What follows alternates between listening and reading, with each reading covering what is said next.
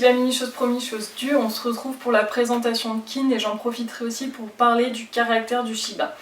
Alors Kin, c'est un Shiba Inu mâle qui va avoir 2 ans au mois d'août. C'est un retraité d'élevage, donc je ne l'ai pas eu chiot. Kin pour moi ça a été un peu une évidence dans le sens où comme premier Shiba c'est vraiment et comme premier chien parce que moi c'est mon premier chien et il était juste parfait, c'est-à-dire que c'est une crème et c'est surtout qu'il a un caractère en or. Et il est du genre assez pot de colle quand même, c'est-à-dire que généralement il n'est pas super loin, il n'est pas très loin de nous quand on est là. Il nous fait une fête dès qu'on rentre, on a le droit au Shiba avion, autant vous dire que le Shiba avion c'est le must. C'est quand même du Shiba, donc il a son petit instinct de chasse.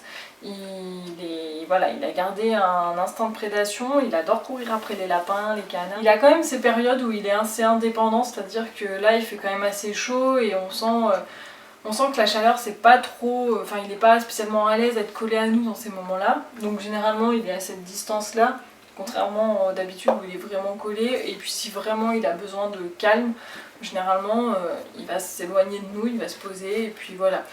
Après c'est aussi un chien qui est très calme. Pour l'énerver c'est juste impossible en fait. Et même dans le cas où on arrive à monter en excitation, c'est un chien qui redescend très bien. Il a une très bonne gestion de lui-même. Il arrive très bien à gérer sa frustration. C'est vraiment pour ça il est nickel. Il s'entend avec tous les chiens, c'est-à-dire que jusque là on n'a pas eu de soucis et pourtant on a vu des chiens et vraiment que ça soit les gros, les petits, ça se passe bien. Après il faut quand même signaler qu'il a une préférence pour les femelles, c'est-à-dire que les mâles ils jouent pas trop avec, il les tolère mais il jouera pas avec, alors les femelles ils jouent avec. Il est aussi assez pantouflard, c'est-à-dire que les balades c'est pas trop ce qu'il aime le plus, hein. S'il peut rester avec maman à regarder Netflix dans le canapé, ça lui va très bien. Il est même carrément paresseux, c'est-à-dire qu'au bout de quelques mètres de balade, des fois il en a marre et il s'assoit, on l'attend 10 minutes, il repart et ça il nous le fait tous les 500 mètres. C'est vrai qu'il dort quand même relativement beaucoup dans le sens où de 10h à 18h c'est l'heure de la sieste pour lui et à 23h jusqu'à 7 ou 8h le matin il dort aussi, donc ça fait quand même très peu de période d'activité. Mais par contre comme la plupart des Shiba, il a son quart d'heure de folie, c'est-à-dire qu'il nous fait un peu comme les chats. Pour les gens qui ont des chats, je pense que ça va vous parler. Ils ont vraiment des quarts d'heure de folie, c'est-à-dire qu'ils ont des moments, on ne sait pas pourquoi, ils vont péter une durite, il va te vider le panier de jouets partout dans l'appart, il va courir dans tous les sens. Voilà, à pas comprendre, il y a un déclencheur, d'un seul coup il se réveille et c'est bon. Pas difficile comme chien, c'est-à-dire que en dehors le fait qu'il est un peu paresseux pendant les balades où ça peut un peu nous faire galérer quand vous êtes pressé et que vous avez un chien qui ne veut pas avancer, bon bah faut prévoir plus de temps pour les balades.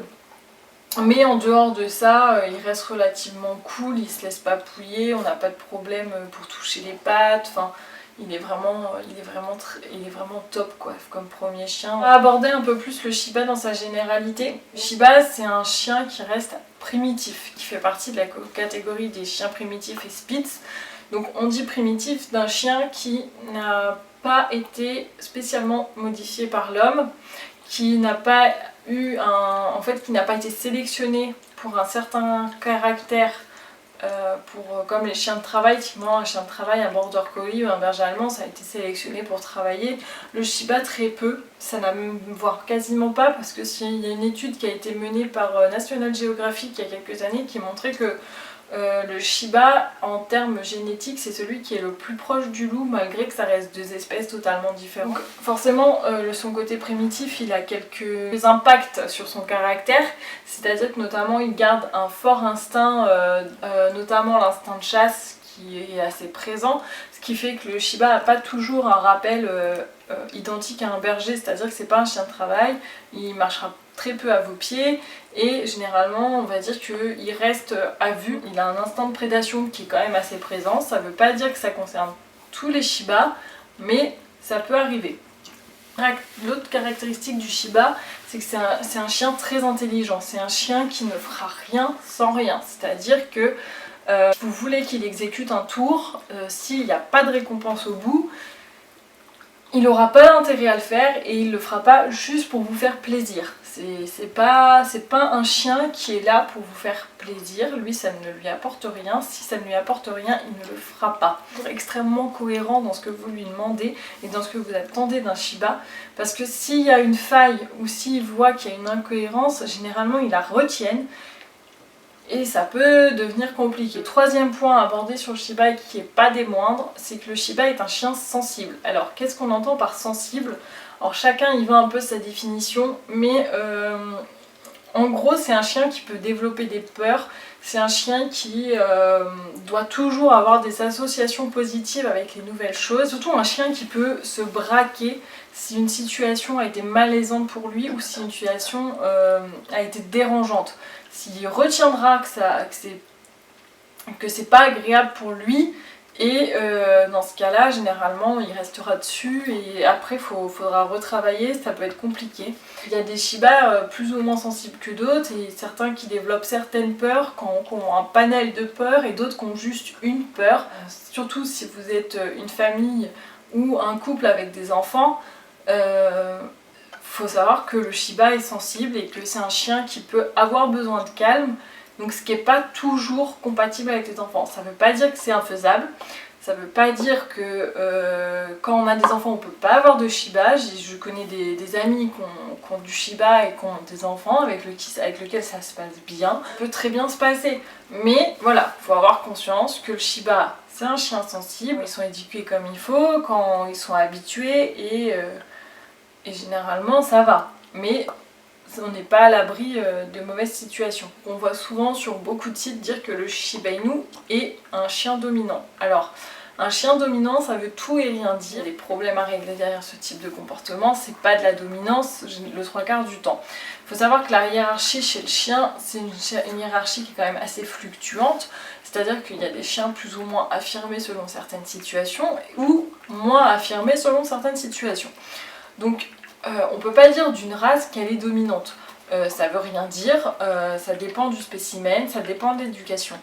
Je pense que dans le terme dominant, on veut dire que le Shiba ne s'entend pas nécessairement avec tous ses congénères. Dans le cas du Shiba, je pense que c'est surtout lié au fait que c'est un chien qui est extrêmement codé et extrêmement à cheval sur les codes et sur le respect entre les chiens. Généralement un Shiba ça communique très bien avec, s'il a été correctement socialisé, il communique très bien avec ses congénères, et s'il a un congénère en face qui ne sait pas communiquer, le Shiba peut se braquer et dans ces cas là on peut avoir des soucis de grognement, enfin voilà.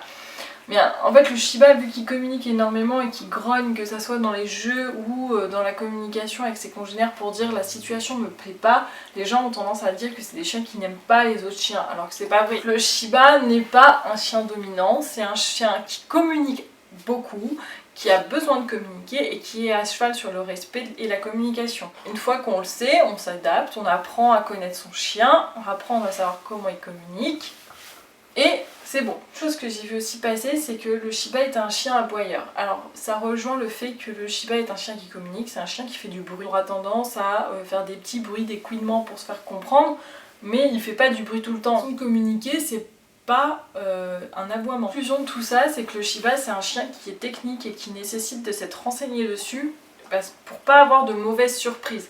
Parce que c'est vrai qu'on peut être un peu surpris par le caractère des chiens japonais et des chiens primitifs en général. Une fois renseigné, je pense que c'est un chien qui peut être à la portée de tout le monde. Mais voilà, comportement nous convienne et qu'on est prêt à accepter certaines particularités de la race.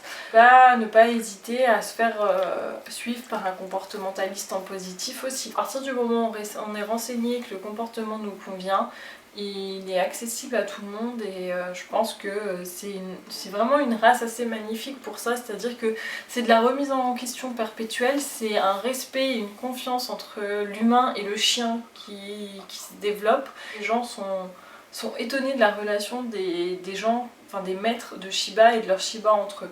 C'est vraiment basé sur le respect et la confiance et une fois qu'on a compris ça, tout roule. On va se retrouver prochainement pour une autre vidéo.